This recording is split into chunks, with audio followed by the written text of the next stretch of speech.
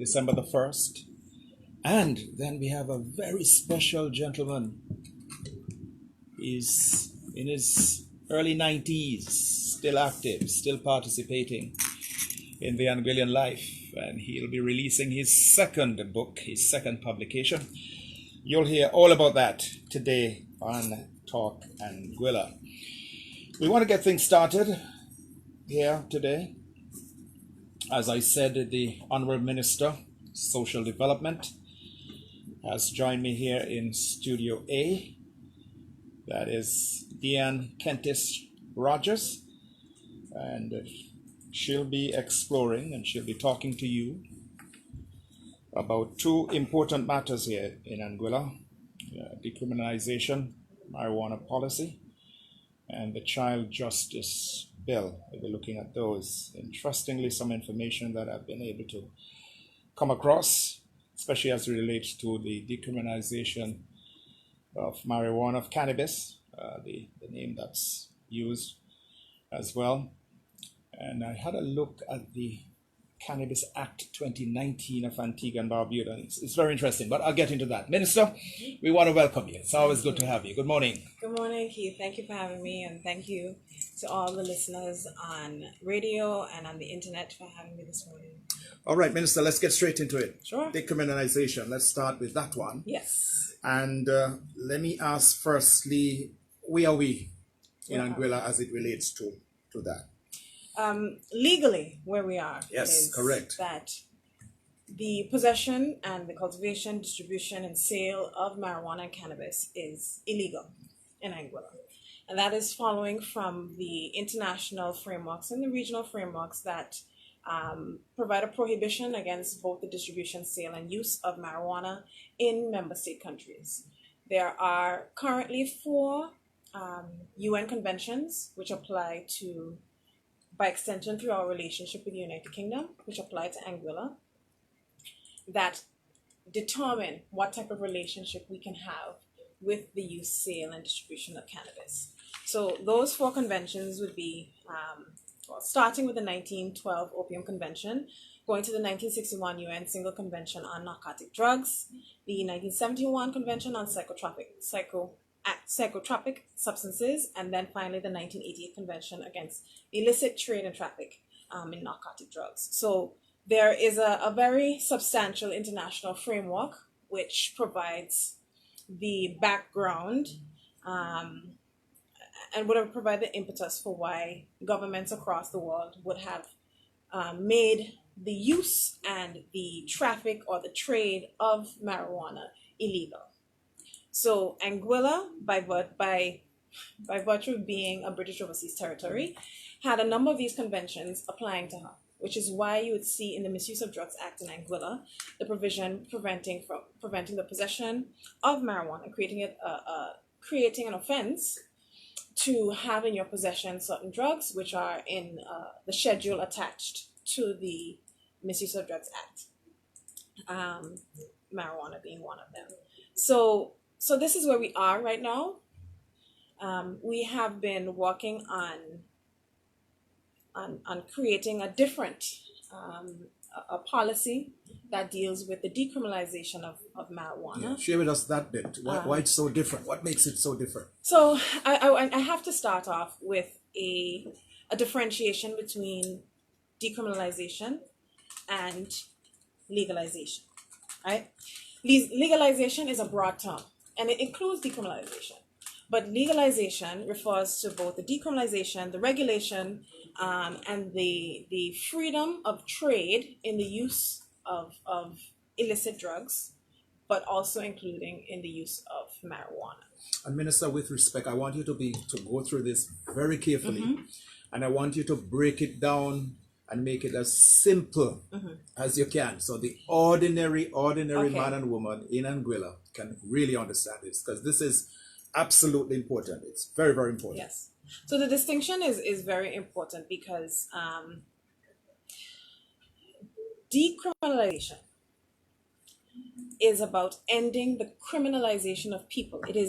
Decriminalization is removing the criminal sanction from persons who are found in possession of marijuana. It means if you find me with a certain quantity of the drug in my hand, then the action that you take from seeing me with this quantity is not to take me to the courthouse, because that is currently what the process provides for.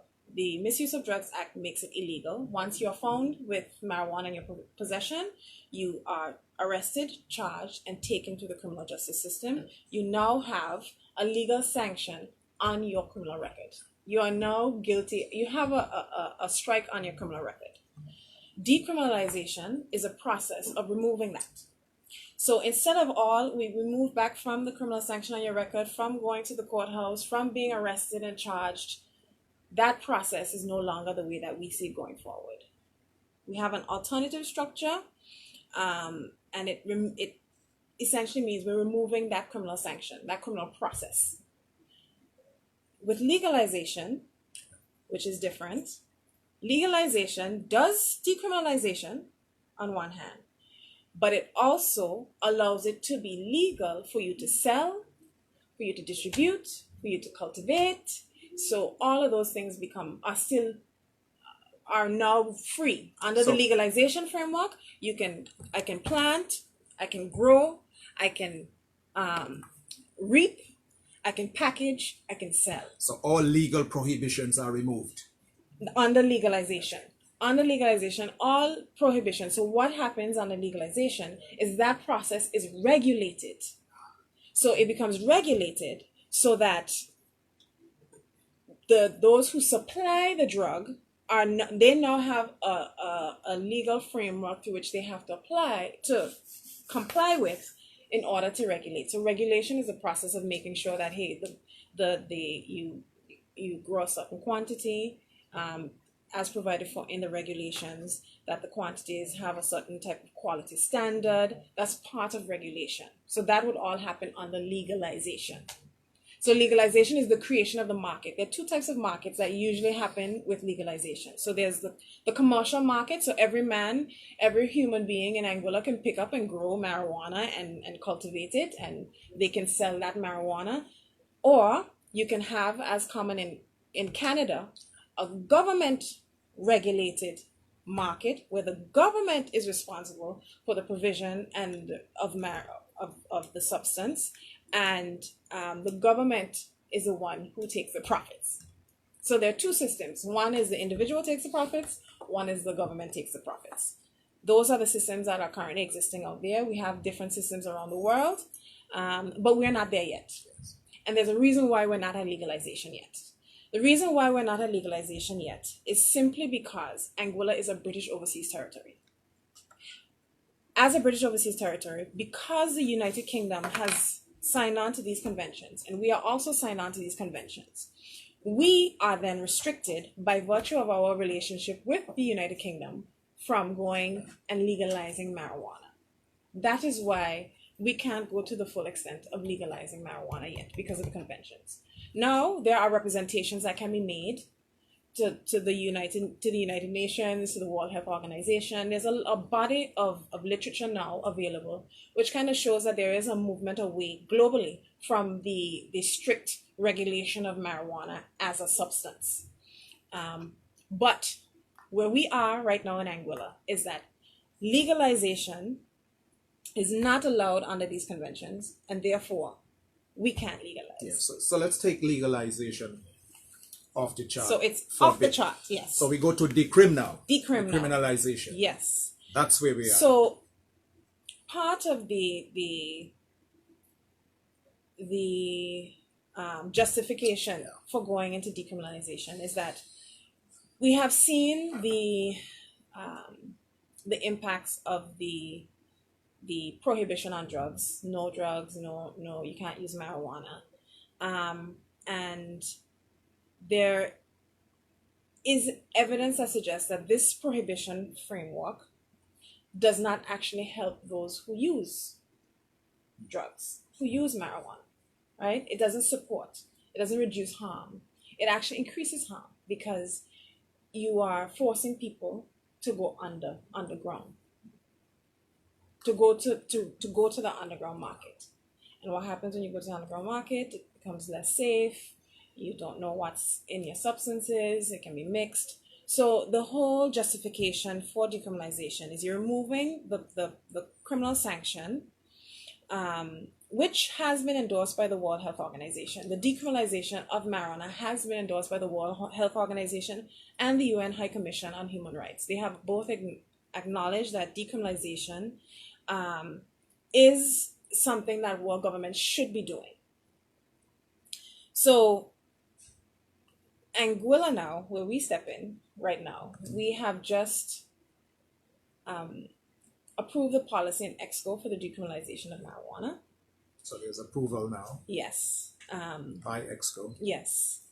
We are now moving towards the drafting of the legislation, which will provide the teeth to the decriminalization policy, which is the amendment of the Misuse of Drugs Act, to ensure that those persons who use marijuana are not taken straight to the criminal justice system. Now, I must make a caveat because I know that some persons will say, well, marijuana is not free to use for everybody. As much as you want, you can use. That's not what decriminalization does.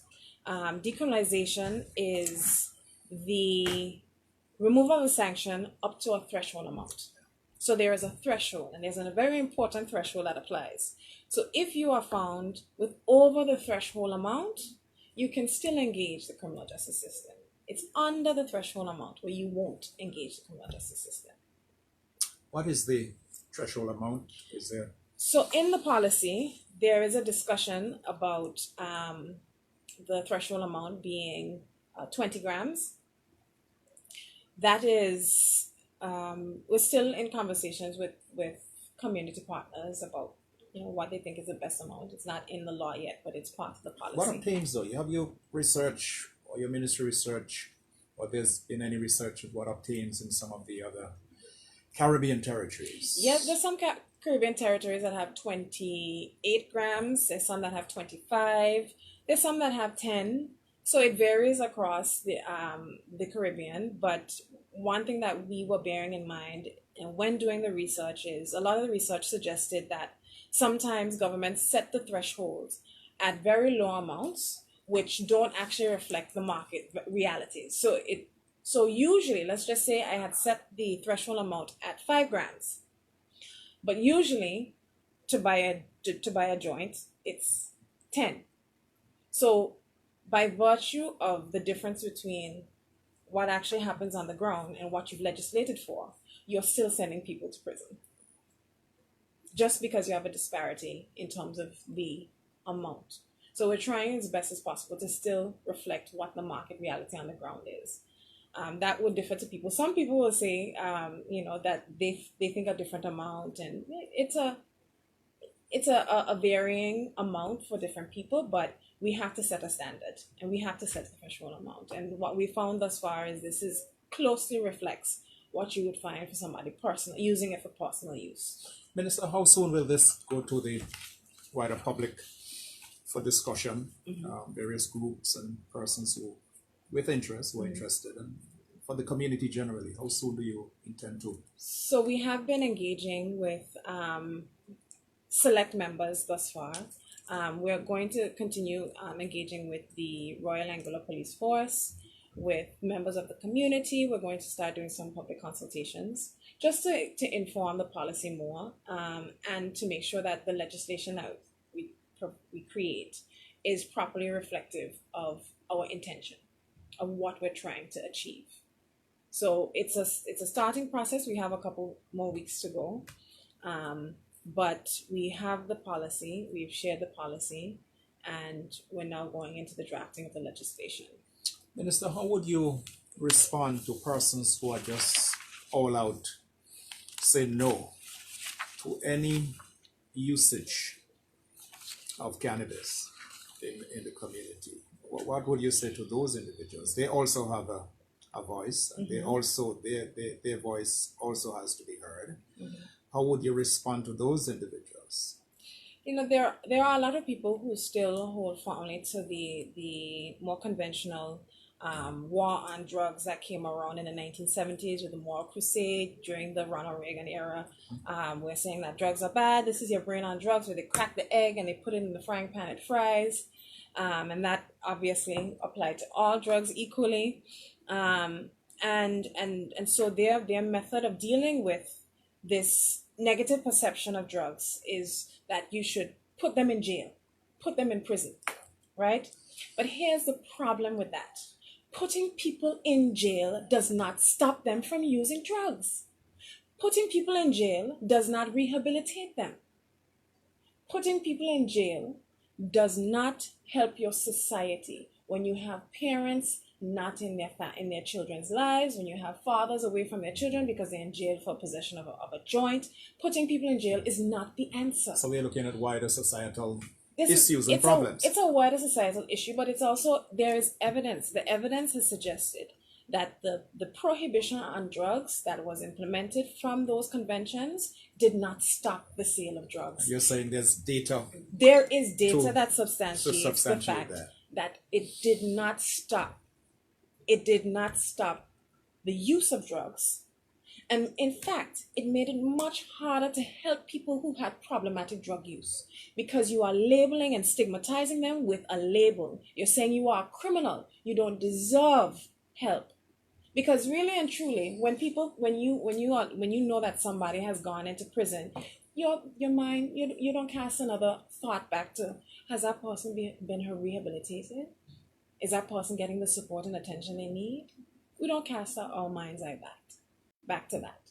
But there is also very strong evidence that shows, I know you might have watched the documentary 13th on Netflix, strong evidence that shows that the criminalization of these people has a very detrimental impact on our society. How? In what sense? The ability for them to, and especially when these crimes are committed, when this crime, quote unquote, is committed when these people are very young. When they're young, they have families. They don't have the ability, because of the criminal record. You can't go off to school because you have a criminal record. You can't get a job because you have a criminal record. And in a small society like Anguilla, that is a problem. Because if I can't get a job anywhere, what am I to do? What's my next course of action? How do you fold me back into society when you're then telling me that all of the structures in society are going to say no? The truth is, these international conventions, they would have come about, this was their response. Part of the international conventions came about because they wanted to regulate the trade, the opium trade. The Chinese and the UK, they were fighting for the regulation of opium. They started the war on drugs. They wanted to be able to regulate and to control it to protect their citizens. But evidence has shown that those measures that they used to protect citizens were actually very detrimental to their citizens. Didn't actually help them. So what I'm hearing, Honourable Minister, as society changes, evolves, so too should our laws with the changing times. This is what the underlying base that I'm hearing coming through. Yes. And why penalize someone, especially a young person, for having a stick of marijuana, dumping them into the criminal system. Yes. And then there's a record. And as you said, can't get to school, can't get acceptance to a school or a job and so on. So you're looking at it from that standpoint. But it goes a little further, Keith, when you think about what is a drug. A drug is a substance that can have psychoactive effects on the brain, right? We have started to shift socially the meaning of the word drug, because there are drugs that are legal, There are drugs that we take all the time. When you go to have an operation and they administer drugs to you, or painkillers, those are drugs. A lot of it cocaine-based. A lot of them are cocaine-based.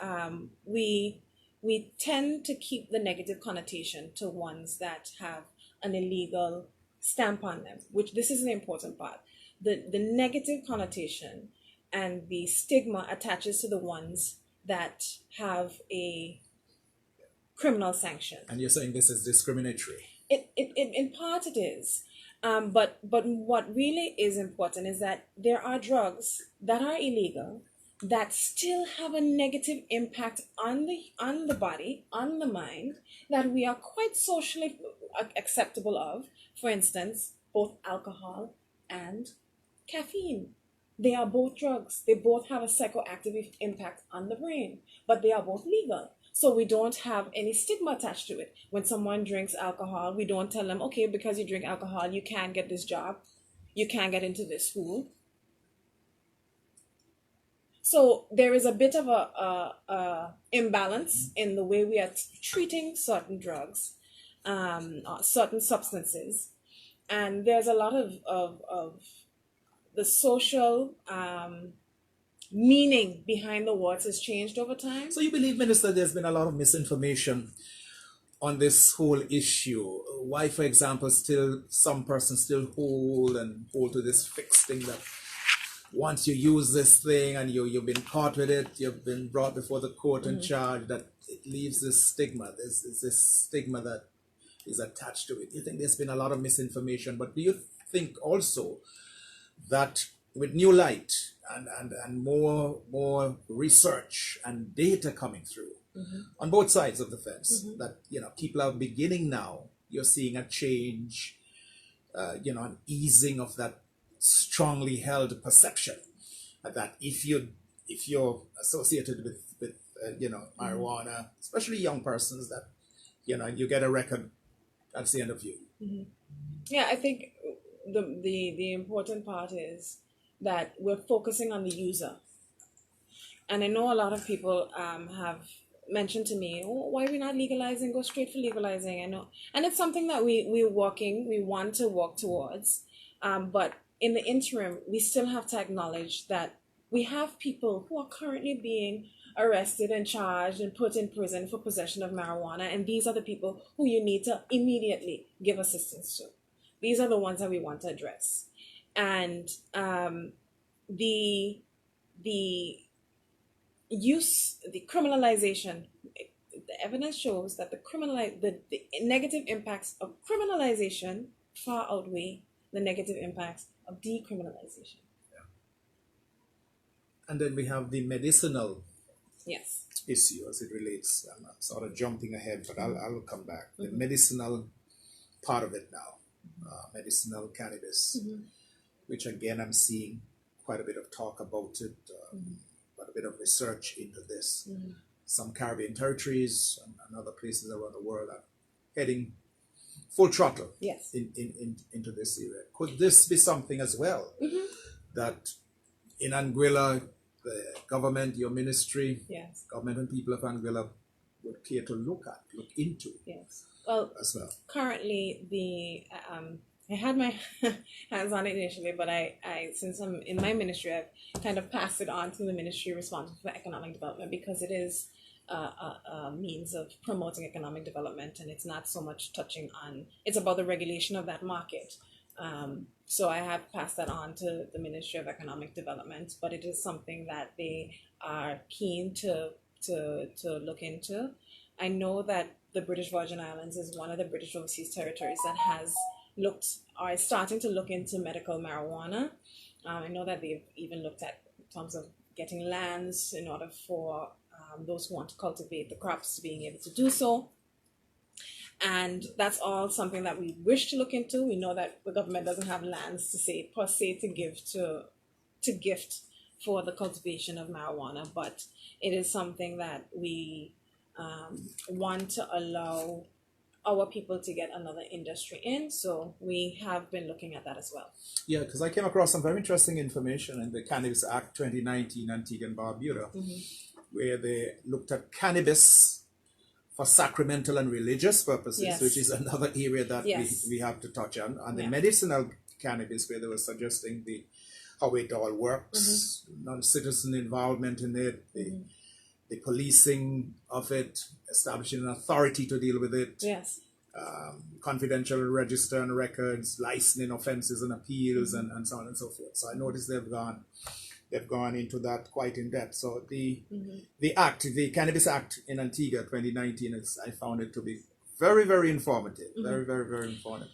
One of the lucky things, I think, for Antigua and Barbuda is that they're an independent country. That is correct. I was going to so mention they have that a little as well. bit more leeway in terms of what they can do. Yeah. Just looking at the act yes. on its face, yes. It's very, There's very, some things very that interesting and progressive. Yes, it is. There is some things that we want to do. Our main focus right now with this decriminalization policy is to decrease the negative institutional impacts from that have been occurring because of the criminalization of people who use marijuana.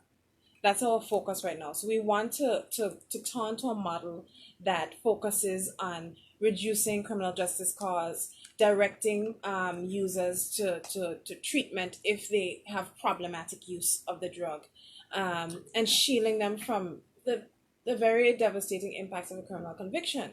So you have a large number of people who are going to jail for incarceration for a non-violent offense. It's the disruption of the family environment, stigmatization and shaming people, and life opportunities. So that's our focus. I really appreciate both Jamaica and Antigua's the steps that they've taken to progressively deal with marijuana. And to take into consideration our cultural realities, because that's something that, marijuana is something that you see widely used in the region. And especially for the Rastafarian faith, that's something, their religious use is something that they have been arguing needs to be constitutionally protected. Because other religious rights are being protected and for very long, and this is something that the World Health Organization has acknowledged. The Rastafarian faith has been on so how soon do you think we can have a meaningful discussion and debate on that very same issue for the Rastafarian community here in Anguilla? Very soon, and I hope, because one of the things that we are currently also undergoing is the beginning talks for constitutional reform. So it's all a part of the to-do list for getting it done. Yes, and I refer back again to the Antigua Cannabis Act, and it's laid out clearly there. Cannabis for sacramental and religious purposes, permitted use of cannabis for religious purposes, cultivation of cannabis by a religious group, the possession of cannabis authorized for religious use, and so on and so forth. It's all laid out in the Cannabis Act of Antigua and Barbuda, and I know the Rastafarian community there have been very strong. Lots of debate there. It was taken to Parliament under Prime Minister Brown, Gaston Brown, and went through Parliament and was approved. But again, as you said, that's an independent territory. Anguilla is a British overseas territory. The laws and regulations, what pertains is different. But it's a discussion that needs to be had, and people need to talk about this. And I'm sure members of the Rastafarian community will be quite forceful in bringing this to the attention of the competent authorities and even citing their rights being trampled on. As this, it's been discriminatory based on their religious practices, and the Rastas using that as a sacrament within their religious confines. So that's interesting. But getting back to the decrim here, in Anguilla, you said it's at that stage now, it's gone through the executive and would be coming out for wider public debate and discussion before it's taken before the Parliament for eventual ratification and approval. But what else is being done, is being shared in terms of getting the information out there and getting people to really understand why this is so important. Again, I could see people coming. I know there's some people who are, I think who want it scratched, who don't want anything, any mention whatsoever of marijuana or cannabis or ganja, whatever. They just don't want to hear that. That's okay. And those voices, as I said, you cannot just brush them away. They also have a voice, and they should also have a seat at the table. Everybody has a right to sit at the table. Yes. And we live in a democratic society, and that's part of being in a democratic society. But we also have to understand that we're not in isolation either. The trend and a lot of the youth of Anguilla, the youth across the world, the scientific evidence, the public health evidence is in favor of decriminalization. It is in favor.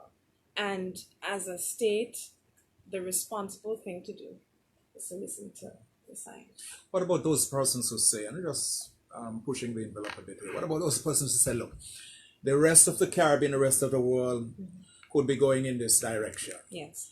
But here in Anguilla, we don't want this. We don't think it's good for our community. What if you get that kind of push? Or from the majority of people? From the majority of people. Well, if it comes from the majority of people, then it's coming from the majority, so you have a responsibility. But if it's coming from the minority of people, then you have to balance the interests. It's not just a matter of pushing your interests down someone's throat or saying this is the way it is, full stop. But you have to balance. You have to be able to make a decisive decision. And right now, the decision to decriminalize marijuana, we believe, is the right decision. It's a decision that we've campaigned on, we've consulted with a lot of people on, we've talked to those who are involved with it. It really needs a nationwide education campaign. We have the DARE program in the primary schools, which is structured to allow children to understand what is problematic use, understanding the problems with drug use. We're not saying that it's a free-for-all, but on the other hand, we have to understand that if we are creating more harm than good, then we should be able to address the harm that we caused. And even the UK, I looked at a document where there's a parliamentary committee set up in the UK to look at decriminalization of marijuana as well. So as you quite rightly said, the world, it's moving in that direction. So it's nothing new that we are talking about. The rest of the world, even in our Caribbean territories, they're moving in that direction. Yes. In fact, as a matter of fact, just for the record, on April 24th of 2018, in this very same studio, I interviewed the then Attorney General of Anguilla, John McKendrick QC, and he looked at that very same subject that you're looking at here now, decriminalization of small amounts of marijuana, and he was looking at the whole expunging of the records of people previously charged for possession of small amounts of cannabis. So we went through this before, so it's been in the public space here in Anguilla. I've heard it on some of the radio programs, Social Solutions, for example, with Pastor Philip.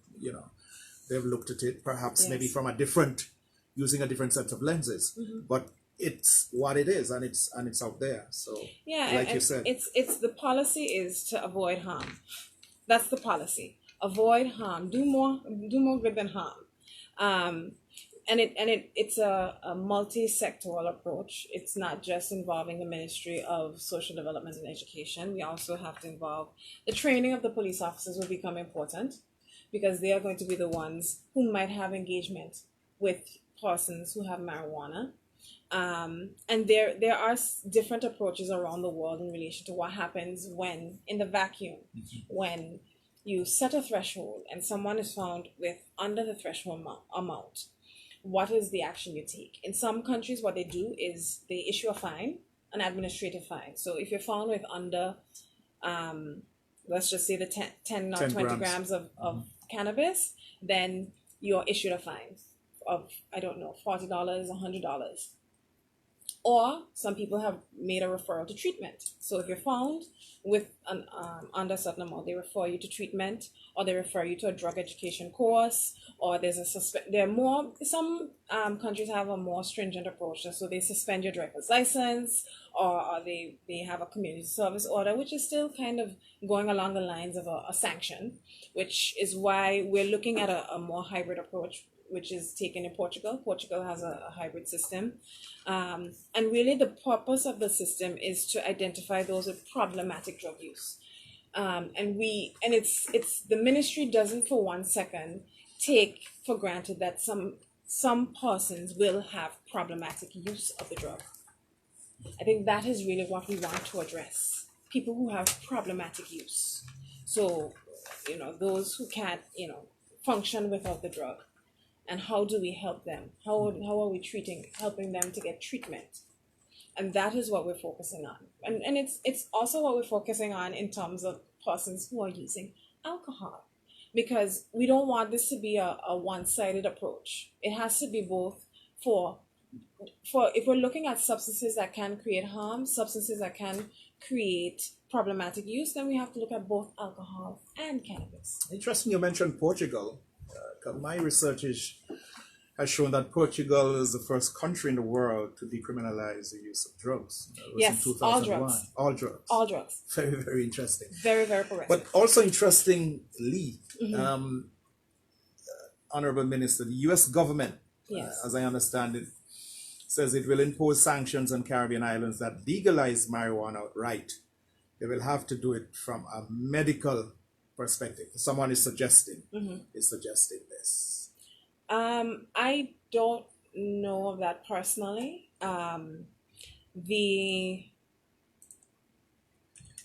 The legalization, and it's funny that the US would be saying that because California has legalized and Colorado have legalized marijuana. So I'm not 100% sure how possible it is for them to apply sanctions to countries legalizing marijuana when they have a number of states that have made marijuana both decriminalized and legalized.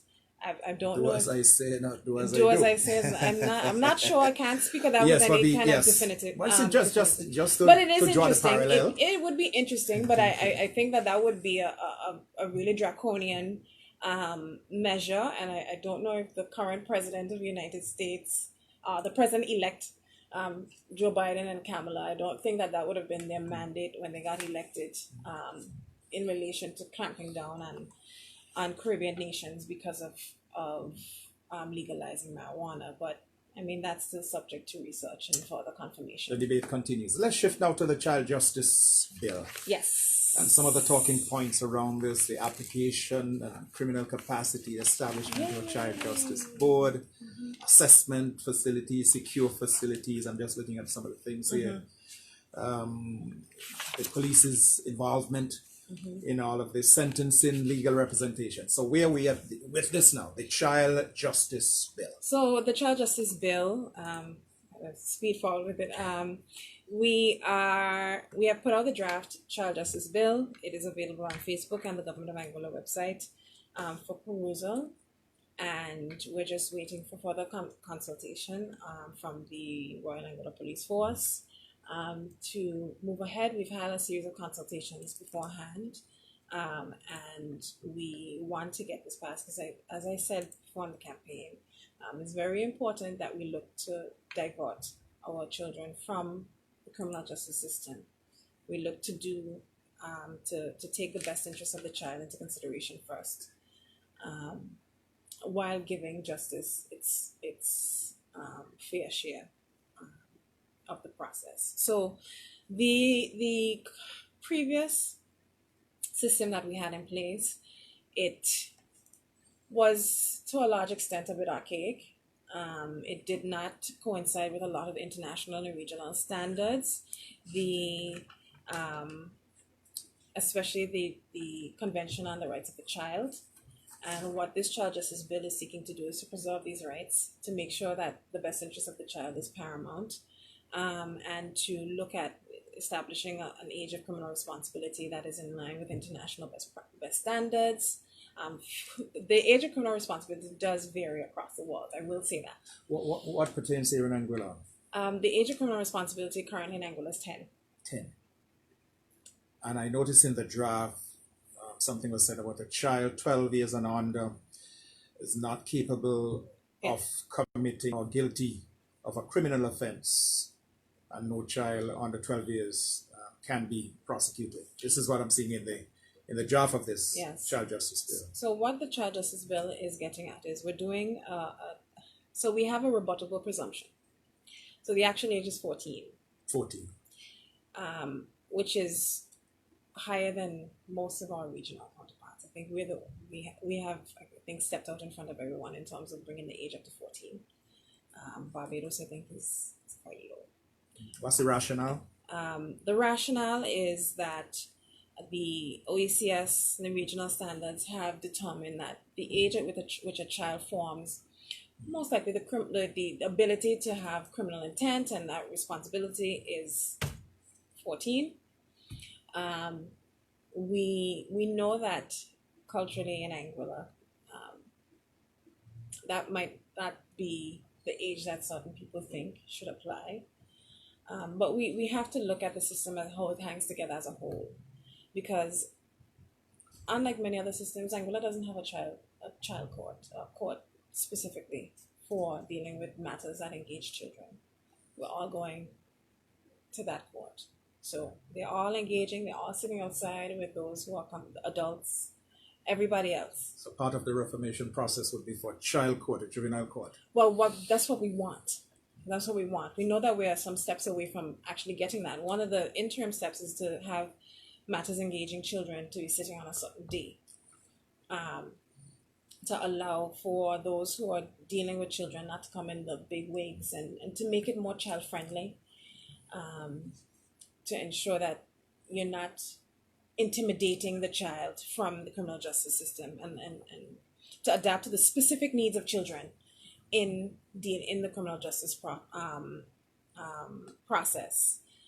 So that it's age appropriate, it's accessible, and all these other matters that we really need to take into consideration for our children. You know, one of the big things for justice and children is you want to have a speedy conclusion to the case. You want it to move through the system pretty swiftly, because what we know is that children do, in terms of memory and retention, and it might be a bit more problematic for children to retain certain information, in terms of their understanding of the process. Children might not understand the process as easily as adults might, so it also requires us to break down the information for them to understand, and to give the child some right to dignity, because they still have human rights. Children are still humans, they have rights as well. So we want to ensure that the system respects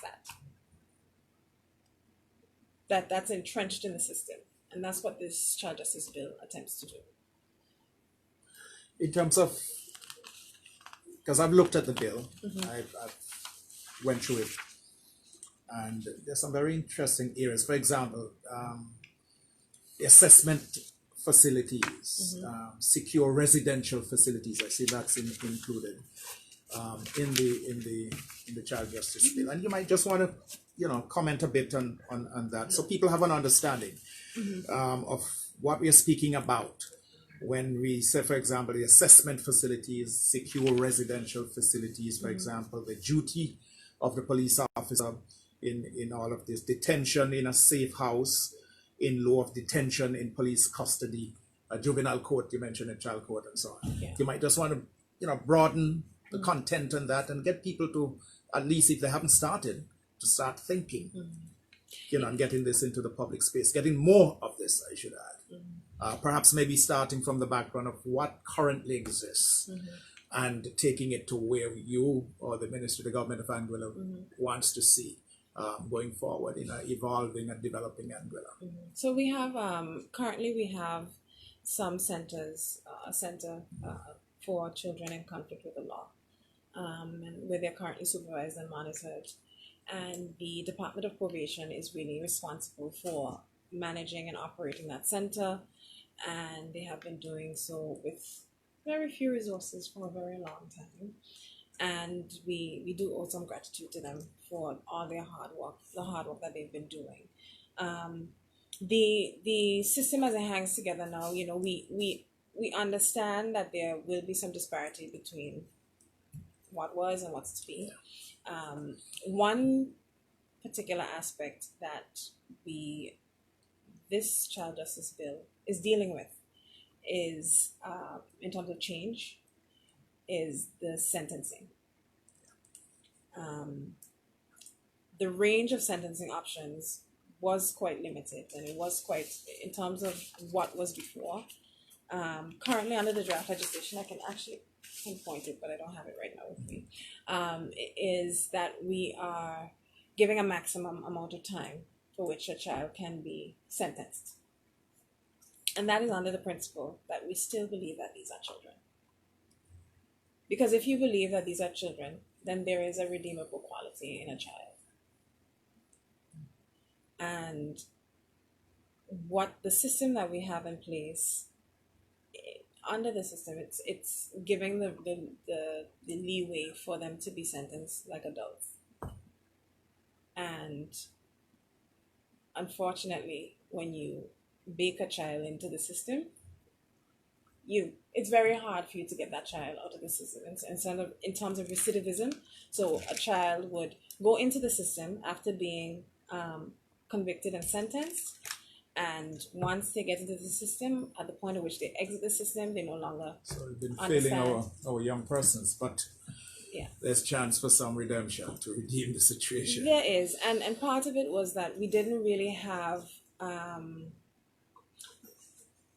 diversion in our legislation. So diversion wasn't part of the legislation. It was something that people tried to do culturally or in the community, but it wasn't part of the criminal system. So you wouldn't try to say, is this a case that the child needs to go to court? Can we divert this child? Is there ability for us to deal with this child in a different manner? Everybody was just lumped into one badge. Yes. Yeah. Do you think that has? Yeah. It's overstayed its welcome. It's unfair. Yeah. So hence they're moving into this new direction. Mm-hmm. But in terms of the overall sentencing, mm-hmm. Legal responsibility, conviction, mm-hmm. Community-based sentencing. I saw that coming up in the child justice bill. And you might just want to speak, maybe add some comments on this. So part of it is community-based sentencing. Community-based sentencing. Part of it is looking at rehabilitation. We know that our criminal justice system is supposed to punish. We know that our community, but we don't acknowledge the other parts of the criminal justice system, which are for rehabilitation, which includes rehabilitation and restoration. And especially when you're dealing with children, you have to focus on how do we rehabilitate this child so that when they leave the system, there is some hope for them to stay out of the system and to improve. We do have, now we have at the Princess Alexandra Hospital, the prison, we have the Get Set program that has been extended to them, which is geared towards equipping them with skills so that they can actually take them out and become self-sustaining and independent when they go back into the communities. And part of community-based sentences is we're trying to still keep them a part of our society. We don't want the children to feel like this is, they're cast away. So part of the community-based sentences is to ensure that they're still kept within society. They still feel as though they're part of society, and they still have contact with members of society. So there are people who can look out for them. There are people who can, help and groom them, be role models and mentors for them during that process. What's the role here, Honourable Minister, for parents and guardians in all of this, and even members of the police service, police force in all of this? They too have a role. Of course. As does everyone else in the community, but specifically parents and guardians who are directly responsible for these young persons. There's a saying that nothing walks unless we all walk. And as much as we can put in place all these policies, these bills, this legislation, if everybody isn't doing their part, there are going to be some people who fall through the cracks. And that's what we want, to ensure that parents understand that this is about all of us. We all have to make sacrifices to ensure this works. I know that it's not easy. It can't be easy, but this is the future of our nation. We always talk about the future of the nation being our children, and how important it is to ensure that they are protected. But this is part of it, is ensuring that our parents are just as involved. And this goes past this child justice bill. It goes into the schools. We see, and I know people have spoken about it time and time again, about the trailing off of parental interest after that child leaves the primary school system. And that's really and truly very sad, because children need support in the high school system. You have way more distractions in the high school system. And we need our parents to be hands-on. We know that we have a parent-teachers association at the Albion Lake Hodge Comprehensive School, but you can't depend on a couple people all the time to do everything when you're servicing thousands of children. If you have over 1,000 students and only 20-something parents showing up to a PTA, it means that there is a disconnect. And I want you to speak to that, because I've heard that repeated over and over again. That, and we're looking briefly at the school, that the students who give the most trouble and are most problematic, the parents or guardians of those very students are the ones who you never see, or barely see, coming to a PTA. Whereas the students who are doing well, who are behaving, and their parents are always out there. But and this is something that needs to be addressing at the very highest level. That somebody, all of us, you as a minister, would want to speak directly to those parents and guardians who've been failing in their duty to the children and to the wider community. Yeah, I think it's a matter of moving past preaching to the choir. Because a lot of the times we complain, we say, we need to get these parents out, and everybody's like, yeah, but you're preaching only to the choir. The people who you need to connect with, they're not there. So it's a moot point. It's just like you're stroking your own back. So what you really need to do is to find out why. Then, Minister, here with respect, some of those parents say, look, I can't attend because I have to work a second and third job. Yes. So again, we have to take all of this into the mix. Exactly. It's not a simple matter of just being like, you need to do better.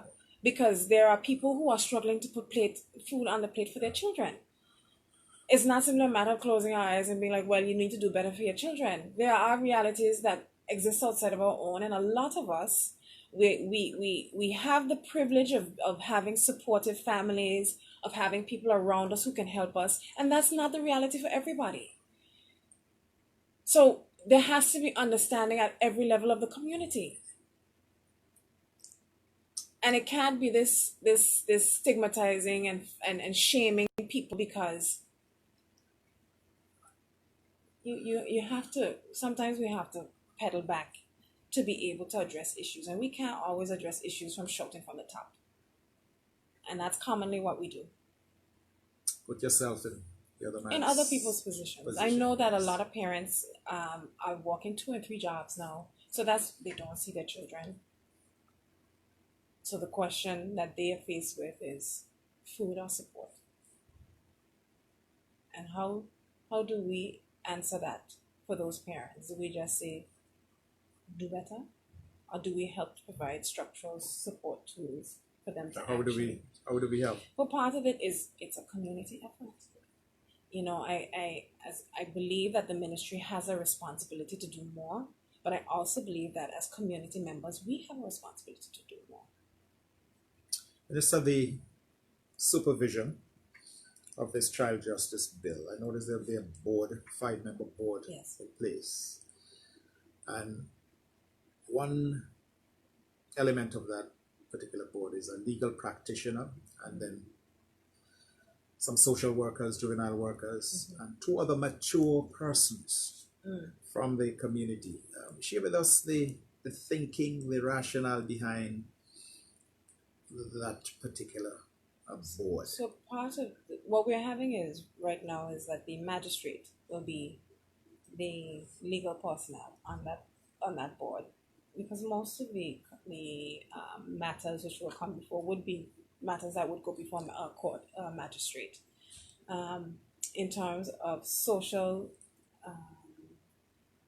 social workers, we do want somebody with the soft skills, the skills to deal with those matters and those who intimately understand the inner workings of because usually when a child is in conflict with the law, there is an entire response that goes past the criminal justice system. The social workers get engaged, probation officers get engaged, to ensure that the home environment is also conducive to what they're trying to achieve. So that's why we also used to try to get some social workers on board. And then we also wanted to make a provision for community members to help. You know, there are times when you have someone who might be a child who might be in conflict with law, but the community members know them and they're like, we understand, here's how we can help. And we are a very small community and we do need to take responsibility, which is why we're even putting it in the legislation that we want someone from the community to be on board with helping make these decisions. So it's a very deliberate. It's a deliberate yes, effort. And that's it's consistent with what's happening across the region as well, because it's a lot of the child justice bill is piggybacking on the OECS model template. So the OECS had a template, and Anguilla, that's what I was saying, Anguilla is probably one of the ones that stepped out ahead in relation to the age of criminal responsibility. So notwithstanding the OECS template, you want to make it Anguilla specific. Yes, certain that's things what that we're are doing. unique to Anguilla, so you want to taper it. Yes, and we have been working with both the representative who's come to help us with the draft, who was here to help us with the drafting, the AG's chambers, and the relevant members in the ministry to ensure that the legislation is more Anguilla specific. We work with the Bar Association, and we're speaking to social workers, members in the community, to ensure that what we're putting together is something that is workable. Dee-Ann Kentish-Rogers, Honourable Minister of Social Development. We're out of time. I want to thank you so very much for coming and sharing, and good luck going forward with the decriminalization policy that is before the Executive Council, soon to be out in the public space for further discussion and debate, and then taken to Parliament for its eventual approval. And also the Child Justice Bill, which has been talked about for quite some time, all these changes that are necessary that we need to do to take care of our children, our young persons in the Anguillan community. Minister, thank you so very much for sharing. Thank you for having me. Thank you.